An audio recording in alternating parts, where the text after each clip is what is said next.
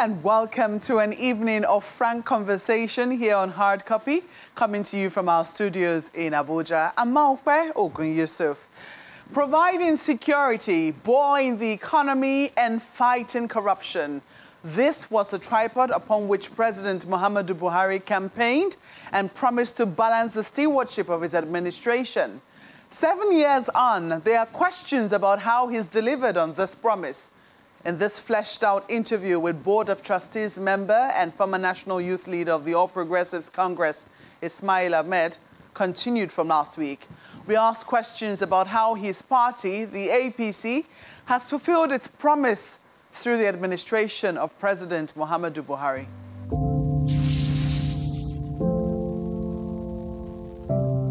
From my perspective, you know, that the government has done or is doing all it can to make sure that it equip the security agencies to deal with this. But that's the hard part of it.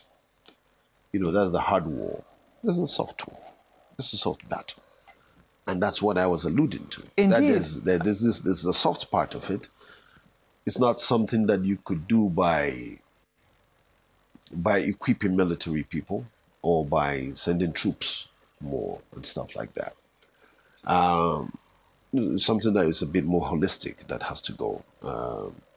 And I think that's the phase that government at all levels, not only the federal government, because there seems to be a lot of concentration on the national government. Oh yes, indeed. When I made reference but let me just finish this. But governments at all levels, you know, some would tell you easily that the lack of presence of local government at the third tier of government is largely responsible for this. And some would blame state governors for basically terminating the local government administrations because they just move on.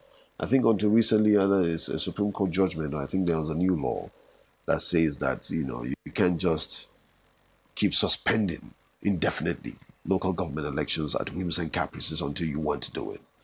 And I think this president has made it clear from the beginning, you know, you need to have effective local government administration because it is at that level that anything can begin to be nipped at the bud, you know, because you can't just say that every little problem you have at every ward has to go all the way to Abuja.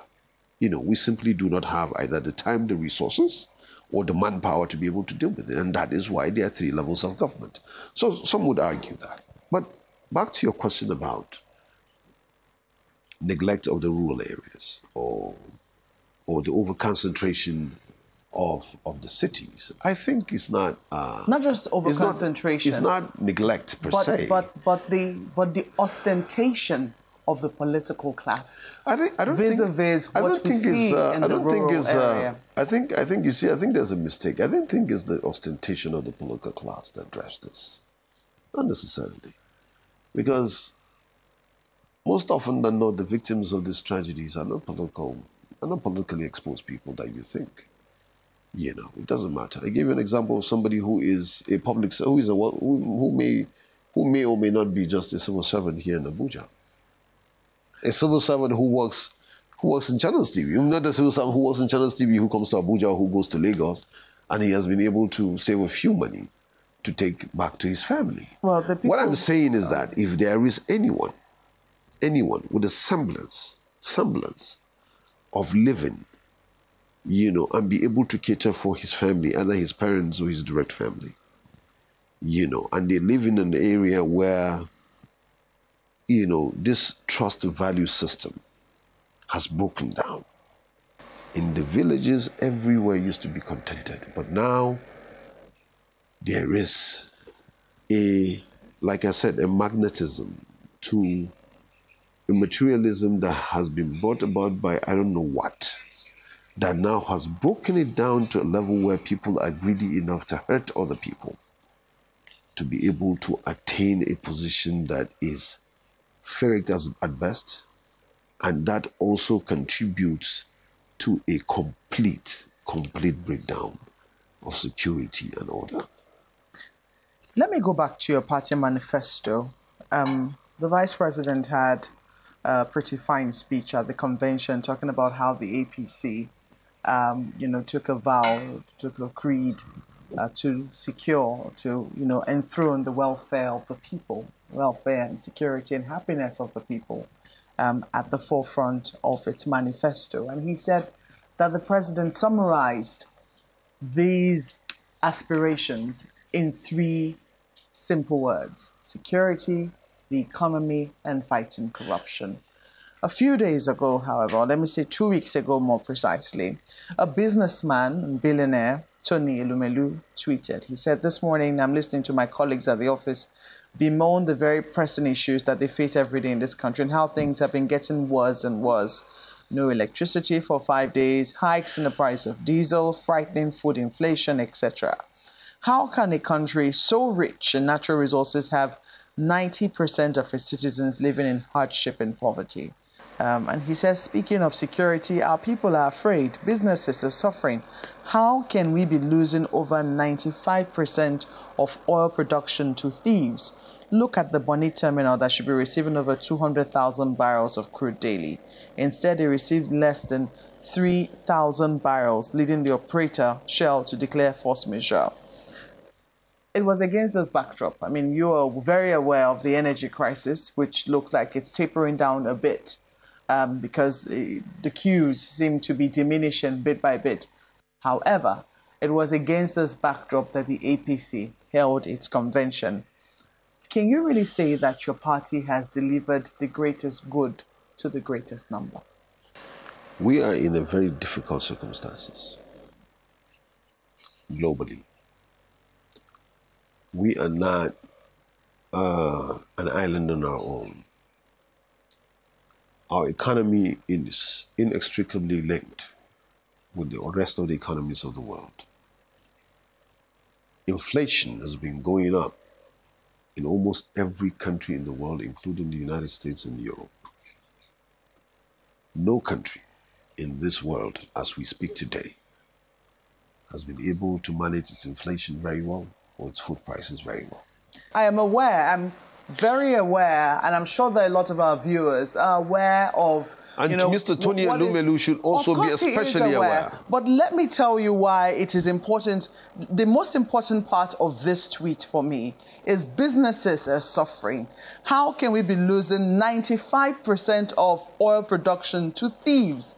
If the whole world is suffering, Nigeria should not be one of the countries suffering at a time when oil prices are at well over $100 per barrel. It's not as if they turn out to be 100. Hold on. Since we got into office, this is the first time. Since we got into office in 2015, this is the first time that oil is hitting up to $80, $90, $100 a barrel. And this happened like a month ago. Why did it happen? Because of the Russia-Ukraine crisis. Now, this is the oil business. I'm not a businessman. I do not understand this economics, but I do know something for a fact, and I'm sure you do too as a journalist, that you don't sell oil today and get the money tomorrow. That's not the way it happens. These things wait up, and there's a tarry time before it comes along. So even if you say that the prices have gone up, Brent could have gone up in the indexes in New York Stock Exchange or whatever exchange that you look at, it's not as if Nigeria has started getting the $100 a barrel today or yesterday. The theft. Now, hold on. This theft has been going on for, I don't know his statistics of saying 95% of the oil is being stolen. I don't think that is true, even though I do not know for a fact. But I'm not going to take Mr. Elumelu's tweet that 95% of our production is being stolen. We haven't heard from we earn only 5%. The NNPC should actually... And we are doing this well with the 5% that we have been earning only? Just a moment. So we're building all this infrastructure with the 5%? What one would have thought is that maybe we are genius. The NNPC or perhaps the Minister of State for Petroleum might have responded to this tweet, because when someone maybe that question should have been to him. So what is surprising is that they are yet to respond. But what we did see was the Minister of State for Petroleum Resources. We saw the Chief of Defense Staff, and we saw the GMD of NNPC visit the Niger Delta over oil theft.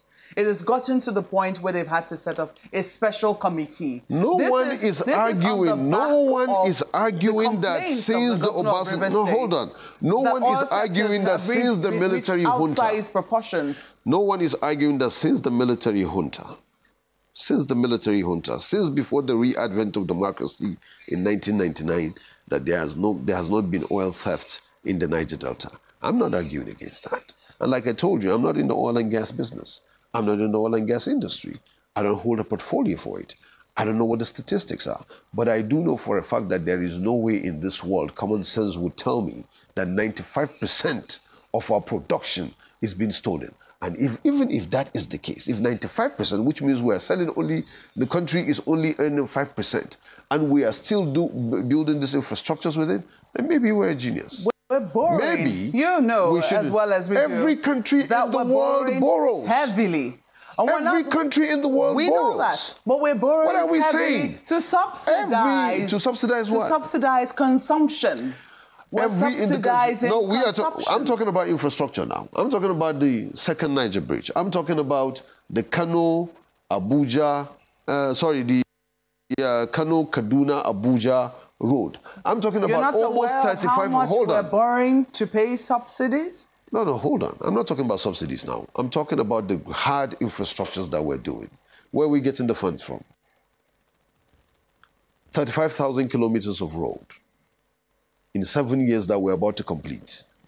Where are we getting the funding from? The question I have posed to you, now, the answer I'm giving you... The answer I'm giving you... borrowing for consumption. No. The bleeding we're experiencing in the Niger Delta. Now, if we're bleeding in the Niger Delta, government should do all it can to stop it. That's government's responsibility. I'm not going to shield government away from that. It can't shield itself away from that. If there's 5% of theft of our national revenue, like the oil and gas, government should stop at nothing to stop it. If it can stop it, government should have itself to blame. That is absolutely true. I don't have any issues with that. But what I'm saying is, do not bring statistics of saying that this country is borrowing as if no any other country borrows, or this country is, after all the infrastructure that we're laying on the floor, after all the rail lines that you talked about, national assets that we're doing, no country in this world survives without borrowing. No country is self-contained. And then you have people, you have people that should know more, who call themselves businessmen, who thrive in this country, who made it in this same country that they like to put down at every opportunity that they have to say that it is okay that this country, everything is failing, as if they are not doing well with their businesses in the same country they'd like to put down every time because they have access to tweet or because they have megaphones because they are billionaires. Well, I do know, I'm not holding brief for Mr. Tony Elumelu, but I do know that he's not one of those who tweets constantly or frequently about state failure. I don't think anybody likes to do that. And I heard he's one of the people that bought one of the gas stations for the energy crisis that we're in anyways. If people have questions and if they are expressing concern... They should be answered. You don't think... Exactly. And you should be answered. So there are questions as to how come... No, that's not a question. When you say 95% of... No, when you say 95%... When he makes an instance he said when you Shell... Said, no. Shell when is you not said 95%, a secret company. Hold on. When you say 95% of the oil production is being stolen, that's not a question. That's a statement. It is a statement. You don't think that... And I disagree with him, and I have the right to disagree with him. But you just acknowledge that you do not have the figures to be able to dispute those figures. He doesn't either. He cannot tell me that 95% even if we do not, of our production is being stolen. I totally disagree with it. He certainly is in a position, as we all are, to know that Shell has declared a force majeure. That is not something that is done in secret. It doesn't need to take 95% for Shell to do that. A company doesn't need to do that if everything was All the major oil companies have been trying to run away from fossil fuel in the last 10 years. We all know that. That's not what makes a company declare force majeure. I don't know what makes the company declare force majeure. Well, all I know is that it cannot be 95% of our oil production is being stolen. Let me bring I disagree with that. I simply disagree with it. I have the right to disagree.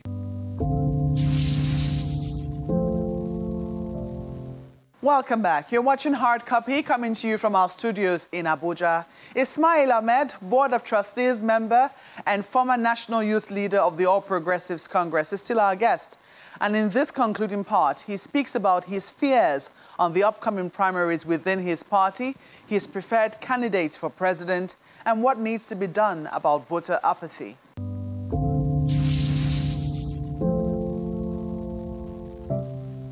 let me bring you to a terrain which you are more familiar and perhaps might have exactly. more facts to, which is the aftermath of your convention. That's right. There have been opinions, and I'm going to quote generously from the opinion of one who is still a member of your party and has held position in official capacity. He wrote an article titled APC Convention the Night After. It was Dr. Dakuko Peterside. He says the fundamental tenets of democracy, freedom to choose candidates, individual conscience and conviction in dictating the choice of candidates and competition among candidates to demonstrate capacity for which they'll get votes in quest for positions were all sacrificed for the stability of the party in a process marked by political horse trading, high-wired intrigues, the reign of the oligarchs, and permutations. He likens it to what transpired in the PDP. Now, he says we've selected party leaders primarily through democratic consensus. We do not know yet the effect of this on our democracy, and we cannot predict the impacts accurately for now. Democratic consensus may either be an ingenious system that saved the APC from imploding or a knee-jerk reaction that closed the political space and killed democratic principle of the power of party members to choose their leaders in competitive party elections without interference from any quarter. Well, you're one of those who lost out in this consensus arrangement. Would you say that your party did itself a disservice when it didn't let members test out their popularity? You know, he said it in that write-up that you just read. I didn't read it, but what you just read out. There are times when the stability of the party comes first. We are too close to primary election, which is going to happen, what, in May, June at the most? A lot of cynics and naysayers wanted to see the party implode. They thought we couldn't even hold a convention. There were a lot of internal sabotage of people who wanted us, the caretaker, to even move on all the way to June and try to do the convention ourselves, to do the primaries ourselves. We resisted that. We forced a convention. The caretaker held its ground that there must be a convention. There are all kinds of intrigues, people going left and right, from within and from without, to try to stop the convention or might by any circumstances possible. In this kind of situations, something's got to give. Political parties are human organizations. Human organizations basically driven by interests that sometimes you may know, sometimes you cannot understand. But the primary interest of most party members is the stability and the cohesiveness of the party going into the primary season, which begins in April, which begins next month. We may not have been the ideal situation, but given the circumstances that we're in and the time, it was one of the most realistic things for us to do, to be able to stabilize the party to a certain extent. And I think that we gave in as a result of that. Do you fear the consequences of that? Or do you think that there could be consequences as a result of that choice? I hope not. As a party man, I hope that the consequences will not be dire, or it will not impede our chances going into 2023 elections. I hope not. But do you have those fears? Of course, I do have fears that where I have fears of the unknown, of I don't know what is going to happen next. Yes, we may have been able to have a stable party going into convention. There were no walkouts, there were no fights. One of the few exceptions. I have conducted 3 conventions. This is one of the massive ones I have seen, well coordinated in many ways. So on that, I'm very proud of what we've been able to achieve, because I'm one of the architects of the people that did the convention. But there's always the fear of the unknown, of what next. The time, the period between the end of the convention and the primary season is so short that really anything could go wrong. But I'm hoping and I'm praying, and we'll do whatever we can as party members to make sure that we weather the storm as well. But it's a fear I have, yes.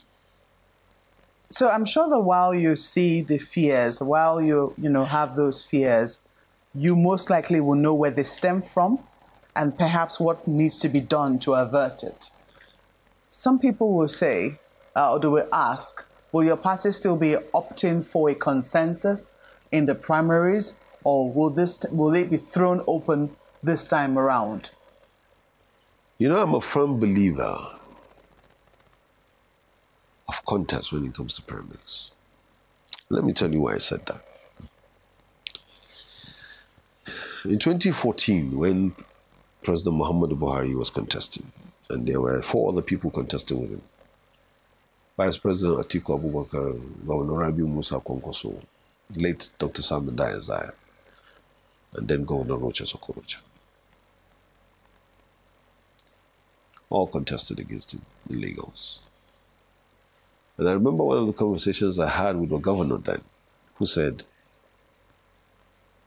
to me that these people should just withdraw so that we don't go into a contest.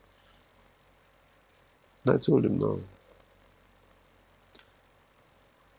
Now, Muhammadu Buhari's legitimacy as a candidate would come from winning on the convention floor, not from being given. Consensus is part of our laws in the party, and the Electoral Act has also allowed it. It is always the safest way, for example, not to go into a contest. But there are times that contest in itself is not a bad thing. Contest and winning gives the winner the legitimacy required to go and face the general public in a general election. It gives you the momentum that primary voters do not give you. That is important. I don't know what's going to happen in May. I don't know what's going to happen in June, if that is when we decide to do our convention for presidential nomination. I don't know what is going to happen. But I do know that there are a lot of people in the party who are interested in the presidency. There will be a lot more people who are interested in the gubernatorial, senatorial, House of Reps. There will be horse trading, there will be trade-offs. There will be times when we'll tell some people that because of this and that, we have to let it go, we have to do consensus here. And there will be those things. Those things would happen.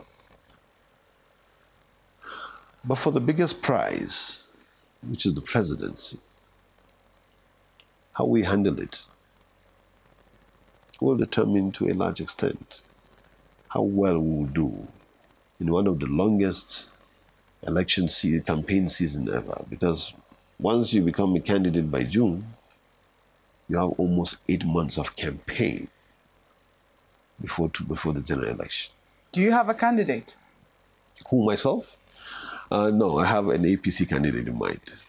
But I am hoping that some of us who are like-minded young people would sit down and very soon agree on a candidate that we want to support, based on real conversation with that candidate on how much he's going to look out for the future generation and the country, based on the questions that matter most to us, which is, we live in a country where we believe that we are materially rich, but nothing suggests so in terms of our budget.